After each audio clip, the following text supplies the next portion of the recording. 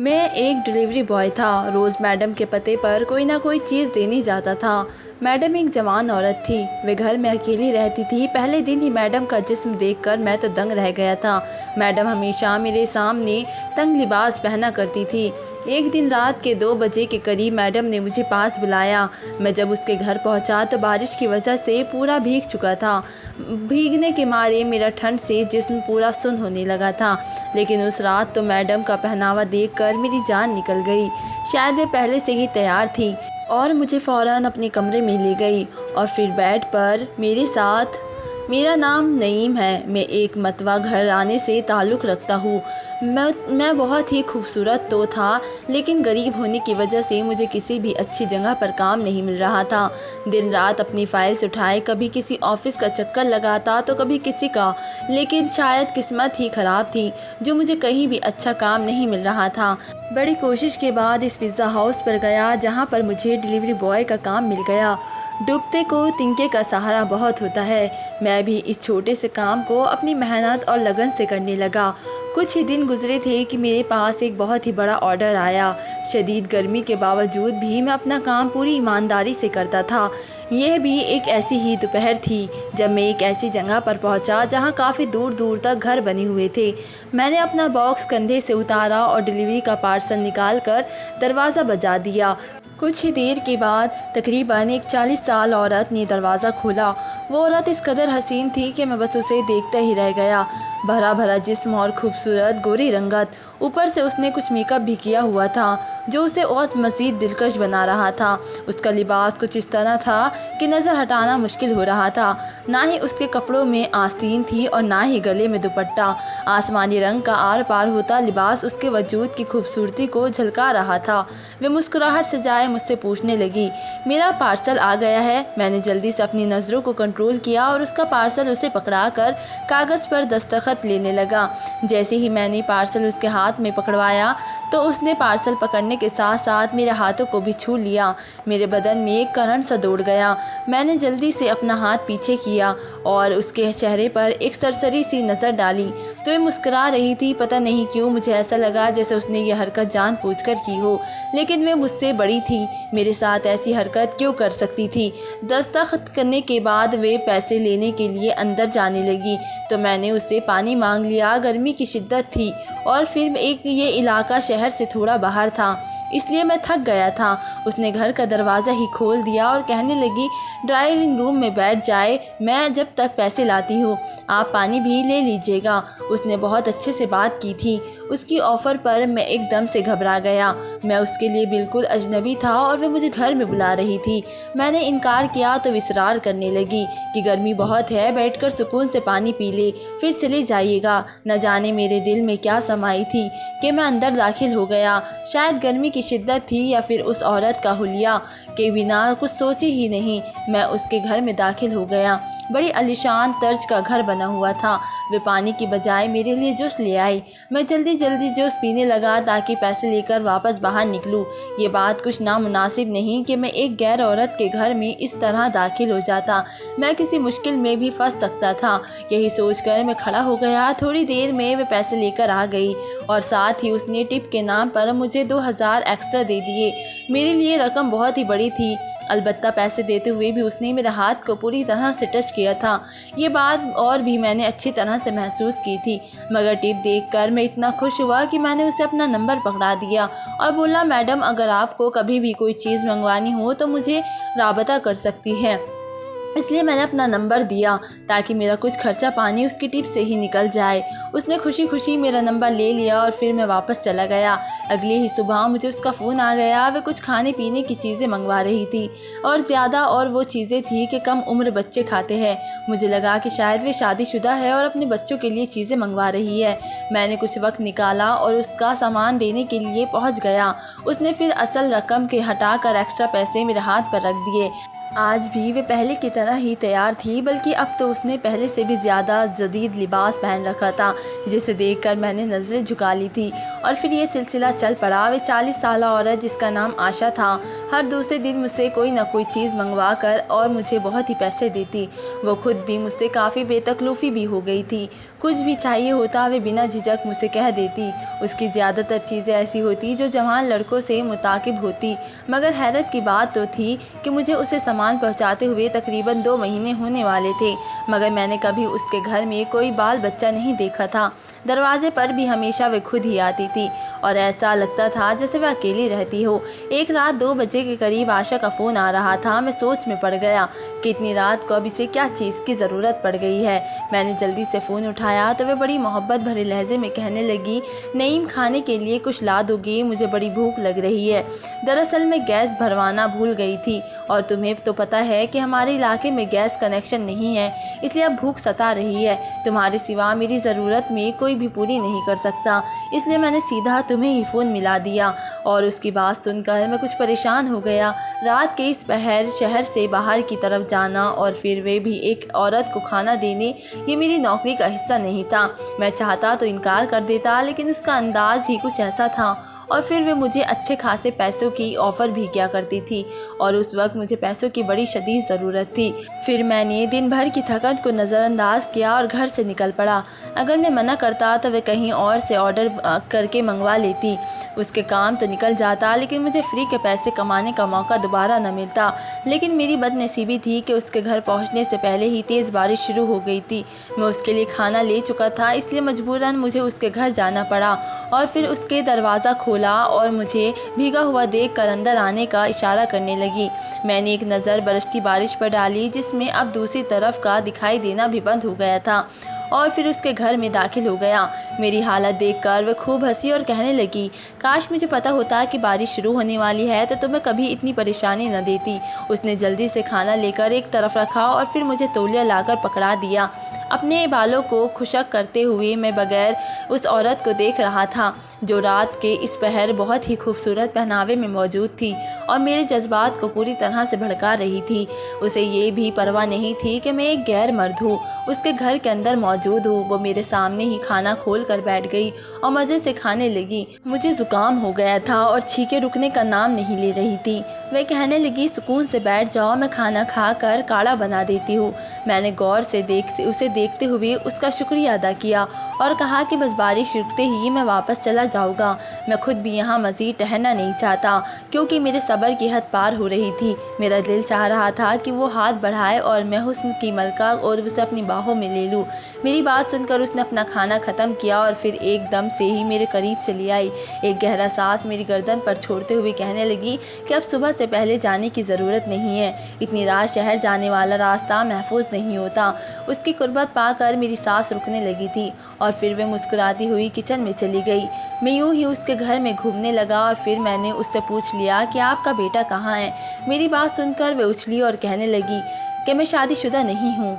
आप किस बेटे की बात कर रहे हैं? उसकी बात सुनकर मैं हैरत ज़्यादा रह गया था। मैंने कहा कि जिस बच्चे के लिए आप ये पार्सल मंगवाते हैं, मैं उस बच्चे की बात कर रहा हूँ। वो मुस्कुराई और कहने लगी, वो तो मेरी बहन के बच्चे हैं, मैं उनके लिए सामान मंगवाती हूँ। मेरी तो अभी शादी नहीं हुई, मैं यहाँ पर अकेली ही रहती हूँ। ये सुनकर मुझे और भी हैरानी हुई। मैं उससे पूछने लगा कि इसके घर में कोई नहीं है। वे कहने लगी कि कुछ साल पहले एक लड़के की मोहब्बत में उसने अपना घर छोड़ा था और फिर वे लड़का उसे अपनाने के बजाय छोड़कर चला गया।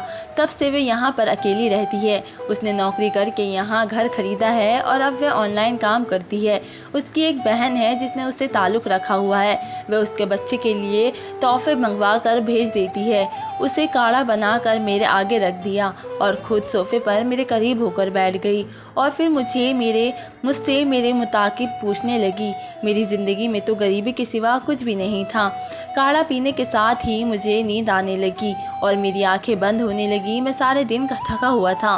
फिर बारिश में भीगने की थकन अलग हो गई थी।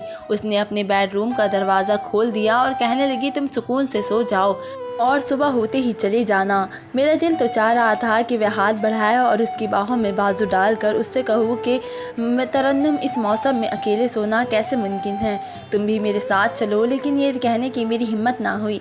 बस मैं सोच कर ही रह गया। कुछ देर बाद मैं उसके बिस्तर पर सुकून से आंखें बंद करके लेटा था कि मुझे अपने करीब किसी की मौजूदगी का एहसास हुआ। मैंने जैसे ही आंखें खोली तो मेरे होश उड़ गए थे। अब शाम मेरे बिल्कुल पास बैठी थी और मेरा दिल इतनी तेज़ी से धड़कने लगा कि रात के इस पहर ऐसे मौसम में एक औरत की कुर्बत मुझे तड़पा रही थी और वह खुद भी मेरे बहुत ही ज़्यादा करीब आ गई थी। फिर झुककर उसने मेरी गर्दन पर एक निशान छोड़ा और कहने लगी कि मैं कब तक तन्हा ज़िंदगी गुजारूंगी, मुझे किसी के साथ की ज़रूरत है। मेरे साथ जो धोखा हुआ उसके बाद मुझे मर्द-ज़ात से नफ़रत है, लेकिन तुमसे एक ख़ास मोहब्बत हो गई है। आशा के लहजे में ऐसी कुमारी थी कि मैं उसे सुनता ही चला गया और वह अपने जज्बात खुद ही मुझ पर निछावर करने लगी। धीरे धीरे रात गुजरने लगी और मुझे पता ही नहीं चला कि कब हम दोनों गुनाह के दलदल में उतर गए। सुबह जब मेरी आँख खुली और मैंने खुद को आशा के बिस्तर पर पाया तो मेरे होश ठिकाने आए। आशा मेरे बराबर में बहुत ही गहरी नींद में सोई हुई थी। मैंने जल्दी से उसे उठाया कि बारिश रुक गई है, मैं वापस जा रहा हूँ। उसने खुमार आलू नज़रों से मुझे देखा और फिर मेरी गर्दन के गिर्द बाजू अमाइल करके कहने लगी, गुजरी रात तुम्हें सारी ज़िंदगी याद रहेगी। मैंने मुस्कुराकर उसे इजाज़त ली और वापस निकल गया। घर पहुंचा तो माँ नाराज़ हुई, कहने लगी, इतनी बारिश में रात भर कहाँ थे। अब मैं माँ को क्या बताता कि क्या गुल खिला कर आया हूँ, इसलिए झूठ कह दिया कि दोस्तों के पास था और फिर अपनी नौकरी के लिए निकल पड़ा। शाम के वक्त आशा का फ़ोन आया तो मेरा दिल खुशी से झूम उठा। मैंने जैसे ही फ़ोन कान से लगाया तो आशा कहने लगी, उसका एक पार्सल फला जगह से उठाकर उस तक पहुंचाना है। पार्सल बहुत ही भारी है, वह मुझे गाड़ी के पैसे भी देगी, बस मुझे हिफाजत से उसका सामान उस तक पहुंचाना है। मेरे लिए कोई मुश्किल बात नहीं थी, इसलिए मैं राज़ी हो गया और फिर मेरी ड्यूटी का वक्त भी ख़त्म हो गया था। इसी बहाने मैं एक दफ़ा फिर से आशा से मुलाकात कर लेता, इसलिए मैंने उसके बताए हुए पते से वो बड़ा सा पार्सल उठाया और फिर उसे गाड़ी में लोड करवा कर उसके घर पर पहुंच गया। आशा ने वो पार्सल अपने घर में रखवाया और फिर कुछ रूखे से अंदाज में कहने लगी कि मैं कुछ देर सोना चाहती हूँ, अभी रात की थकान नहीं उतरी। मैं जो कुछ देर उसके साथ वक्त गुजारने की ख्वाहिश लेकर आया था, उसके रूखे अंदाज पर मेरा दिल बुझ गया और मैं वापस अपने घर लौट आया। मुझे लगा कि शायद वाकई गुजरी रात की थकन की वजह से वह आराम करना चाहती हो, लेकिन फिर 2 दिन तक उसने मुझसे कोई राबता नहीं किया और ना ही कोई पार्सल मंगवाया। 2 दिन बाद जब मेरे सब्र की हद पार हुई तो मैंने खुद ही उसे फ़ोन मिला दिया और कहा कि मुझे अपनी मोहब्बत की आग में जलाकर तुम कहाँ गायब हो गई हो। मेरी बात पर वह हंसी और कहने लगी, तुमने मुझे इतना थका दिया है कि 2 दिन बाद भी मेरी थकन नहीं उतरी।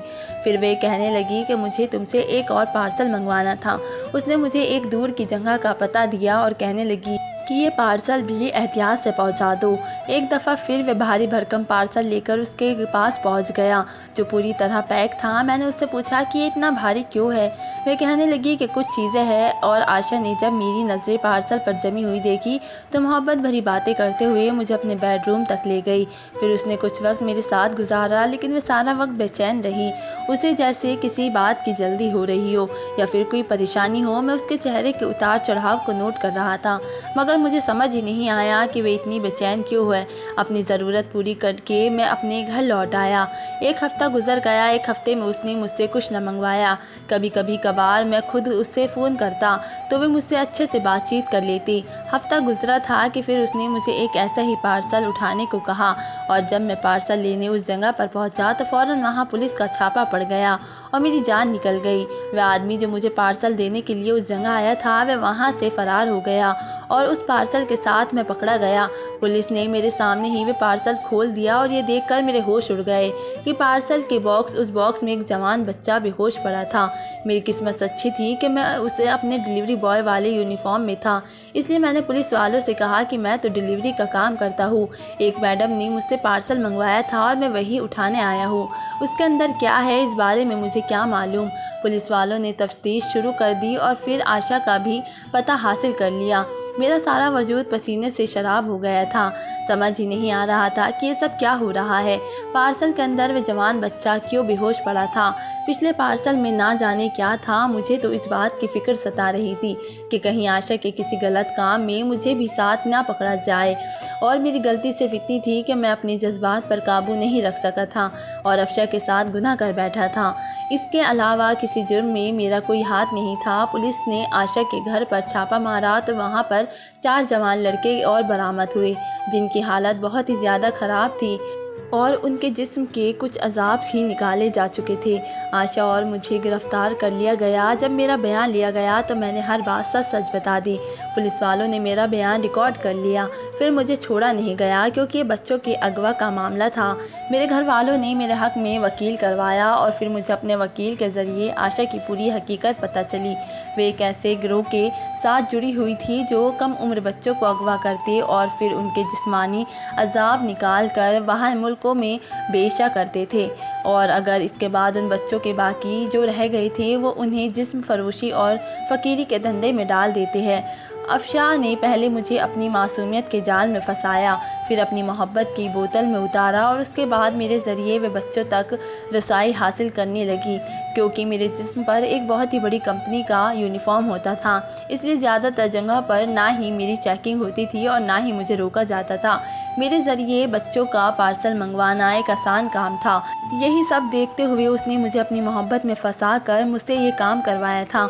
मैं इस कदर नादान था, मुझे लगा कि वे मुझसे मोहब्बत करने लगी है, मगर वे एक बदज़ात किस्म की औरत थी जिसने अपना धंधा चलाने के लिए अपने जिस्म, अपनी इज्जत की परवाह भी नहीं की थी। मेरे घर वाले सारे मामले में बहुत ही परेशान थे। हमारी बहुत ही बदनामी हो रही थी क्योंकि हर कोई जान गया था कि मेरा एक 40 साल की औरत के साथ चक्कर चल रहा था। मेरी माँ मुझसे पुलिस स्टेशन मिलने के लिए आई तो मेरा सर शर्म से झुक गया। मेरी माँ ने तो रोते हुए बस कुछ ही लाइनें कही और वे चली गई। मेरी माँ के कहे लफ्ज़ों ने मुझे रोने पर मजबूर कर दिया था। मेरी माँ ने रोते हुए कहा, तेरे बाप ने तुझे हलाल की कमाई खिलाकर बड़ा किया था। मैंने तेरी अच्छे से तरबियत की थी, कभी सोचा भी नहीं था कि तू इस परवरिश पर चल पड़ेगा और एक बदकिरदार औरत के झांसे में आ जाएगा। मेरी माँ वापस चली गई थी। मैं फूट फूट कर रो दिया था। मेरे घर वालों ने मेरे हक़ में केस लड़ना शुरू किया था और फिर पूरे 6 महीने बाद मैं वापस हुआ था क्योंकि बच्चों वाले मामले में मेरा कोई लेना देना नहीं था। मैंने अनजाने में जो गलती की थी उसे माफ़ कर दिया गया था, लेकिन अफशा को 7 साल की कैद हो गई थी। मैं अपने तमाम दोस्तों से यही कहूँगा कि कभी भी ऐसी चालाक औरत के जाल में ना फंसे, ना ही किसी गैर औरत के घर तन्हाई में दाखिल हो, क्योंकि 2 नंबर औरतों के पास एक ही हथियार होता है कि वे अपना जिस्म दिखाकर लोगों का शिकार करती है और बाद में उनको पैसे कमाने का ज़रिया बनाती है। इसलिए कोशिश करें कि इनसे दूर रहे और ख़ास करके पैसों का लालच में तो कभी भी ना पड़े और किसी औरत के जान से झांसे में ना आए, ताकि कल को आपकी वजह से आपके वालिदैन की ज़िल्लत का सामना करना पड़ सके। तो दोस्तों, आपको मेरी कहानी कैसी लगी मुझे कमेंट बॉक्स में ज़रूर बताएं। मिलते हैं एक नई स्टोरी के साथ, तब तक के लिए धन्यवाद।